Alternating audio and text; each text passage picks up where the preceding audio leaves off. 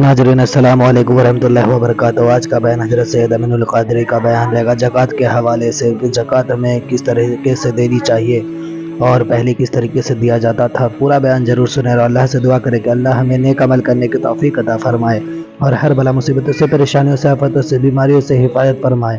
اس ماہ رمضان شریف میں خوب لوگوں کی مدد کرنے کی توفیق عطا فرمائے۔ تو چلیے بیان شروع کرتے ہیں۔ کسی مسلمان غریب کو ڈھونڈیں کہ ہم اپنی زکوٰۃ اس کو دے سکیں۔ وہ یمن سے لے کے مدینہ منورہ تک آئے لیکن ان کو کوئی غریب مسلمان نہیں ملا جو زکوٰۃ کا مستحق تھا کہ وہ اس کو زکوٰۃ دے سکے۔ یہ قرآن تھامنے کی برکت تھی۔ قرآن تھامنے کا مطلب کیا؟ پہلی بات تو قرآن پڑھو۔ پہلا مرحلہ قرآن تھامنے کا قرآن پڑھو۔ دیکھو جو لوگ مسلمان ہیں اور قرآن پڑھنا نہیں جانتے ان کے لیے بزرگان دین نے فرمایا جنہوں نے دنیا میں قرآن پڑھنا نہیں سیکھا جب وہ قیامت کے دن اٹھیں گے تو اندھے اٹھیں گے۔ جو دنیا میں اندھا ہے وہ قیامت میں اندھا نہیں ہوگا، لیکن جو دنیا میں قرآن نہیں پڑھا ہوا ہے وہ قیامت کے دن اندھا اٹھے گا۔ اب بتاؤ جو اندھا اٹھے گا وہ جنت میں کیسے جائے گا؟ جو اندھا اٹھے گا وہ اللہ کا دیدار کیسے کرے گا؟ جو اندھا اٹھے گا وہ رسول اللہ کا دیدار کیسے کرے گا؟ کیا لگتا ہے قرآن پڑھنے میں؟ ہم نے کمپیوٹر تو سیکھ لیا، موبائل تو سیکھ لیا، سب سیکھ لیا۔ اگر آپ ایک اچھے حافظ قرآن کے پاس صرف 3 مہینہ دے دو تو 3 مہینے میں آپ قرآن سیکھ سکتے ہو۔ قرآن سیکھنے کے لیے زیادہ مشکل نہیں ہے۔ اگر 3 پارے بھی صحیح سے آپ نے پڑھ لیے پھر آپ 30 پارے خود ہی سے پڑھ لو گے۔ جیسے آپ اردو پڑھنا سیکھ لیتے ہو، انگلش پڑھنا سیکھ لیتے ہو، پھر بھی کوئی کتاب آپ کو دے دی جاتی ہے تو آپ اس کو پڑھ لیتے ہو، فرفر پڑھ لیتے ہو۔ تو ایسے ہی آپ 3 پارے پڑھو گے، اگر 5 پارے پڑھو گے اچھے حافظ قرآن کے پاس تو آپ کو قرآن پڑھنے کا ضابطہ پتہ چل جائے گا، اصول پتہ چل جائے گا، پھر پورا قرآن آپ خود بخود پڑھ سکتے ہو۔ تو آپ کے سامنے رمضان شریف کا مہینہ ہے، اگر آپ رمضان شریف میں روزانہ 1 گھنٹہ اچھے حافظ قرآن کے پاس دو گے تو وہ آپ کو پورے مہینے کے اندر کم سے کم قرآن پڑھنا سکھا دے گا۔ اور قرآن پڑھیے، میں یہ نہیں کہتا کہ آپ 1.5 پارہ پڑھو، 2 پارہ پڑھو، صرف قرآن روزانہ کنز الایمان ترجمے کے ساتھ 1 صفحہ پڑھ لو، بس روزانہ موبائل میں ڈاؤن لوڈ کر لو، 1 صفحہ پڑھ لو۔ اس کی برکت دیکھو۔ پہلی برکت دیکھیے، ہمارا جو جسم ہے وہ دیسی ہے، ہمارا جسم دیسی ہے اور ہماری روح پردیسی ہے۔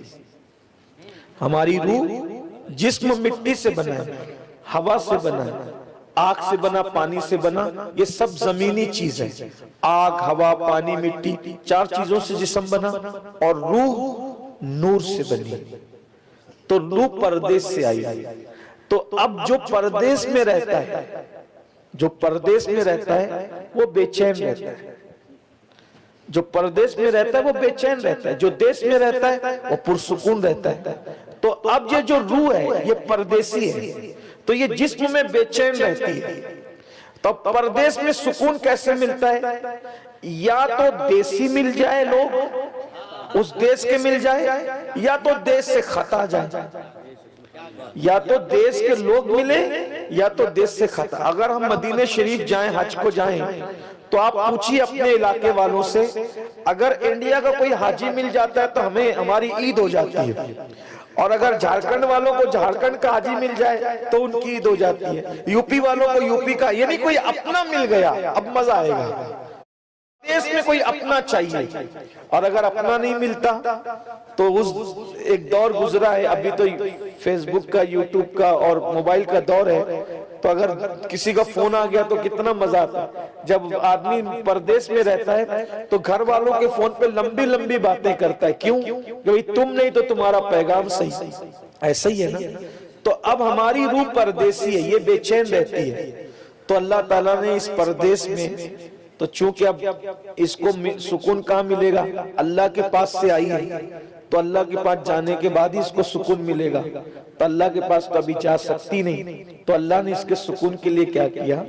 پہلے دور ایسا تھا جب لوگ سعودی میں رہتے تھے، دبئی میں رہتے تھے، افریقہ، امریکہ میں رہتے تھے، یہاں کے لوگ جا کر، تو ان کو جب اپنے ملک سے، اپنے دیش سے خط جاتا تھا تو وہ کچھ لوگ خط کو چومتے تھے، मोबाइल का जब दौर नहीं था, आंखों से लगाते थे, सर पे रखते थे, मेरी अम्मी का खत आया, मेरे अब्बा का खत आया, मेरी बीवी का खत आया, मेरे बच्चे का खत आया, और उस खत को वो बार बार पढ़ते थे। तो दोस्त नहीं तो दोस्तों का खत, अम्मी नहीं तो अम्मी का खत, अब्बा नहीं तो अम्मा का खत, और वो खत पढ़ पढ़ के दिल को सुकून मिलता था। वतन से चिट्ठी आई है, वतन से खत आया है, वतन से खत आया है। बिला तमसील अल्लाह पाक ने जब इस परदेश में रूह को भेजा, तो इस रूह को अब अल्लाह से मिलना है, अभी तो वक्त आया नहीं मिलने का, तो ये बेचैन रहेगी। तो इसको सुकून अता करने के लिए ये रूह जहां से आई है, उसी देश से एक पैगाम भी भेजा, उसी पैगाम को कुरान कहते हैं। तो भाई यार नहीं तो यार का पैगाम सही, यार नहीं तो यार का अब उसको पढ़ते जाओ तो रूह को सुकून मिलता जाएगा। आज लोग क्या कहते हैं कि हमें सुकून नहीं है, तो आप तो जहां की परदेसी ये रूह है, उस परदेश के पैगाम को आप पढ़ते ही नहीं, आप तो सिर्फ सब उलझे हुए हैं, अपने जो जिस्म का देश है उसमें उलझे हुए हैं। लेकिन जो रूह का देश है, असल में जिस्म को सुकून रूह के सुकून की वजह से मिलेगा। और रूह को सुकून कहां से मिलेगा? जब उसके देश की बात करोगे। तो उसके देश की बात क्या है? उसके देश की बात कुरान है, उसके देश की बात जिक्रुल्लाह है, उसके देश की बात जिक्र रसूल है। तो जब आप उसके देश की बात करते हो तो फिर उसको सुकून मिलने लगता है। तो अगर मुसलमान सुकून चाहते हैं तो कुरान की तरफ आए। क्या किताब है ये कुरान, सुभान अल्लाह। इसको देखो तो सवाब, इसको पकड़ो तो सवाब, इस पे उंगली रखो तो सवाब, और फिर पढ़ो तो सवाब। बल्कि अगर एक हर्फ पढ़ो तो अल्लाह ताला एक हर्फ पे 10 नेकी अता फरमाता है। और फिर वो हर्फ आका इरशाद फरमाते हैं, मैं ये नहीं कहता कि अलीफ लाम मीम एक हर्फ है, नहीं, आका फरमाते हैं अलीफ एक हर्फ है, लाम एक हर्फ है, मीम एक हर्फ है। यानी जो अलीफ लाम मीम पढ़ता है अल्लाह उसको 30 नेकी अता फरमाता है। और मौलाए कायनात फरमाते हैं, अगर तुम चाहते हो कि अल्लाह तुमसे बातें करे तो कुरान पढ़ा करो, और अगर तुम चाहो कि तुम अल्लाह से बातें करो तो नमाज पढ़ा करो। कितनी बड़ी बात है। अल्लाह ताला ने हमारे घर में अपनी किताब, और फिर कुरान की शान ये है, जैसा कुरान उतरा था वैसे ही कुरान हमारे दरमियान मौजूद है। तो पहले कुरान पढ़ो, नंबर 2 उसका तर्जुमा पढ़ो, और फिर उसको अपनी जिंदगी में शामिल कर। अगर कुरान हमने अपनी जिंदगी में शामिल कर लिया, दुनिया की बड़ी बड़ी ताकतें हमारे कदमों में झुकेगी। कुरान जिंदगी में कैसे शामिल करोगे? देखो, जैसे कुरान, अब बोलने का तरीका सीखना है तो कुरान से कैसे सीखे? कुरान में मौजूद है बोलने का तरीका। हम सोचे यार कैसे बोले कि सब हमसे मोहब्बत करें, सब हमसे मोहब्बत करें, कैसे बोले? तो कुरान कहता है, या अय्युहल्लज़ीना आमनू तक़ुल्लाह वक़ूलू क़ौलन सदीदा।